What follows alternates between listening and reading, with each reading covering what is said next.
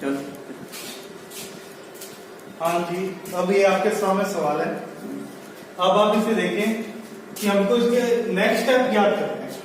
ये क्वेश्चन दिया हुआ है आपके पास, a बराबर -1 d बराबर ½ तो अब कैसे करेंगे? अपने को पता है अपना प्रथम पद क्या होता है a, तो अपने सीरीज का पहला तो हो गया a।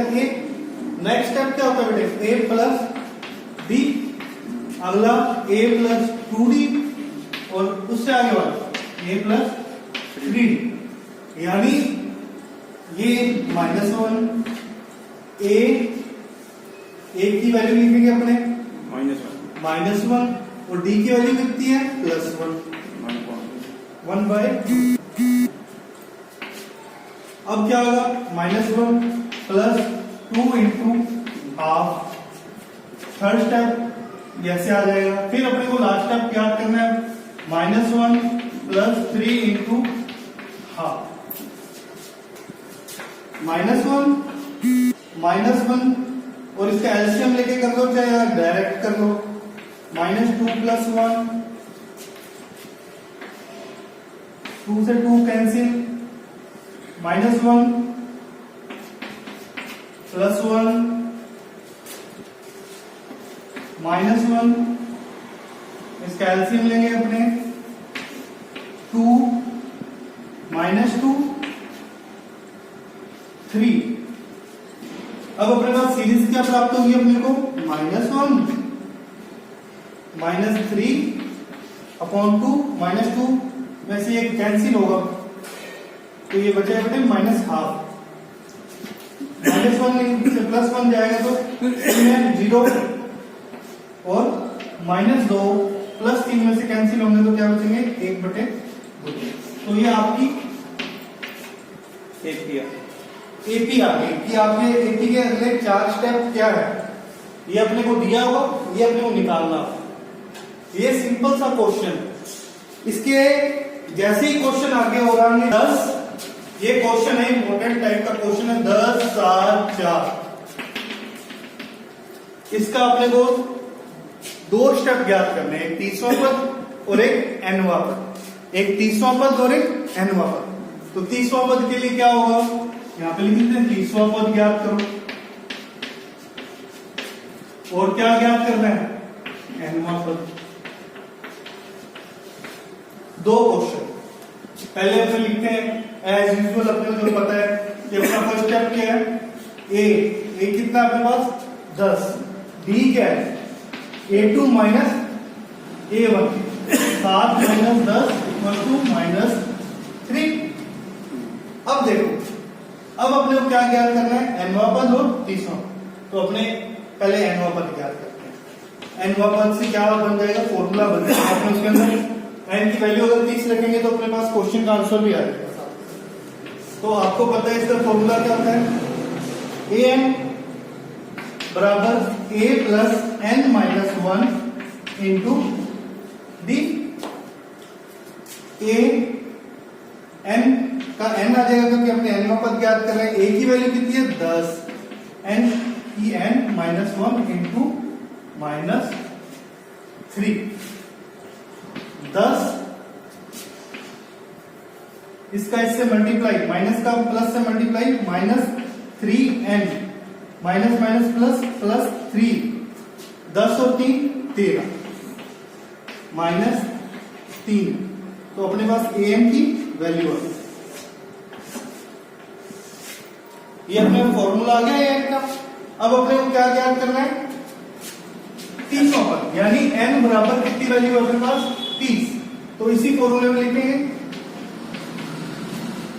13 - 3 × 30। तो 13 30 दिया 90।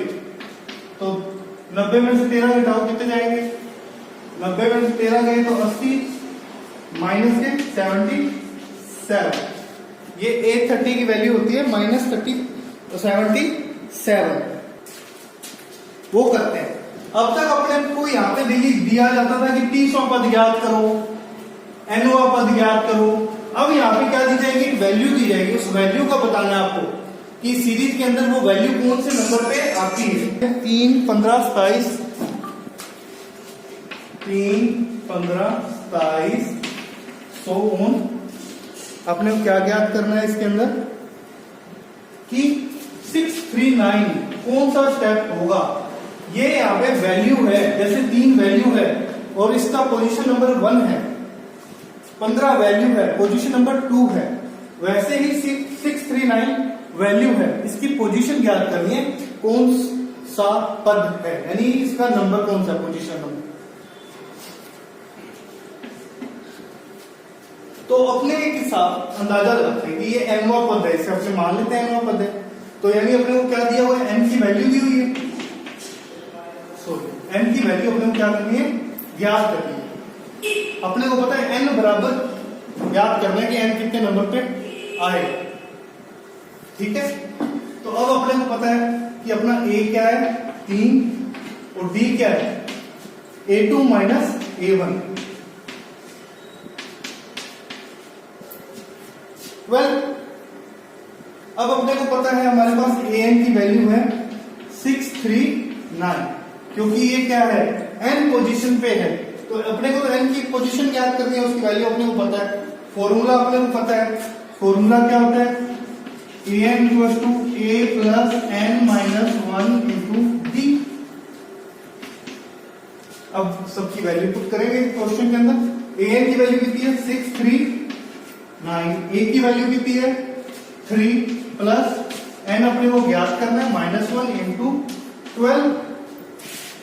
639 ये प्लस का इधर आकर क्या हो जाएगा बराबर के माइनस का, इक्वल्स टू 12 का गुना n से किया तो 12 है, ये 12 -1 से गुना होंगे तो -12।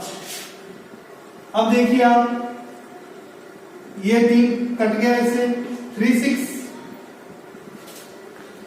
ये 12 माइनस का इधर आके प्लस का, और यहां पे क्या है 12m। अब ये इसका ये यहां पे कर रहा हूं, 12 जोड़िए, इसमें कितने आते हैं 6 में 2 जोड़े 8, 3 में 1 जोड़ा 4, 6 बराबर 12m। 12 गुना में मल्टीप्लाई में होगा, डिवाइड में आ जाएगा इधर।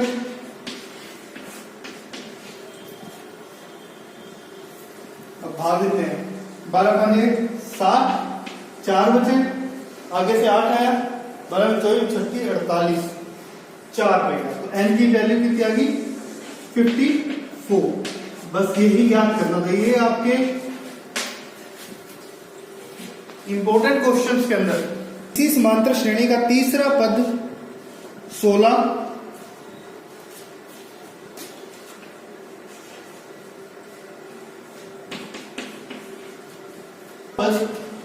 A7 पांचवें पद से कितना अधिक है 12 अधिक है, तो हमें समांतर श्रेणी ज्ञात करनी है। अभी हमको किसी चीज की वैल्यू नहीं गिवन, इसमें सिर्फ सीधा बताया हुआ है कि A3 की वैल्यू 16 है और 7वां पद 5वें पद से कितना अधिक है अपने 12 अधिक है। तो हम इसके लिए फॉर्मूला लगाएं, A3 की वैल्यू का फॉर्मूला क्या होगा, A3 ज्ञात करने के लिए A3 इक्वल्स टू A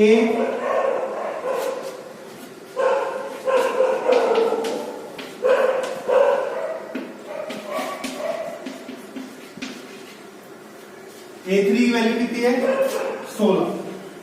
तो ये हमारे पास एक इक्वेशन दी हुई है कि A7 A5 से 12 अधिक है, तो अपने इसको इक्वेशनों के रूप में लिख लेते हैं, जैसे 1 है तो A7 की वैल्यू कितनी होगी, जैसे ये A3 था यहाँ पे 2D आया, तो A7 के लिए कितना आएगा यहाँ पे 6D, और A5 के लिए क्या आएगा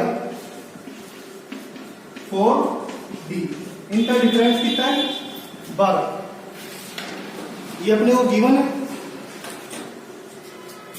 अब अपने देखो इसको खोल लेते हैं, माइनस का मल्टीप्लाई होगा तो ये माइनस का, ये माइनस का मल्टीप्लाई, ये भी माइनस का, ये क्या हो गया 12। अब देखिए A से A कैंसिल, ये 6D ये 4D, ये प्लस का ये माइनस का, 6 में से 4 गए 2D इक्वल्स टू 12। D की वैल्यू कितनी आ गई 12/2 6। तो अपने पास देखिए क्या आ गया है डी की वैल्यू आ गई, डी की वैल्यू क्या है 6। तो अपने को पता है कि A2 क्या होगा, A2 होगा A3 माइनस डी। A1 क्या होगा, A2 माइनस डी, यही होगा। अब देखिए A2 की वैल्यू याद करने के लिए A3 की वैल्यू रखेंगे। A3 की वैल्यू कितनी है 16 माइनस 6, A2 कितना हो गया 10, A1 कितना होगा A2 माइनस 6 4। तो अपनी अब A5 की वैल्यू हो गया, A4 की वैल्यू कितनी होगी, A4 की वैल्यू क्या होगा A3 प्लस डी। A3 कितना है 16 प्लस 6 22, और A5 कितना हो जाएगा, A5 होगा A4 प्लस डी, 22 प्लस 6 28। ये हमारी सीरीज है। सीरीज क्या हुई,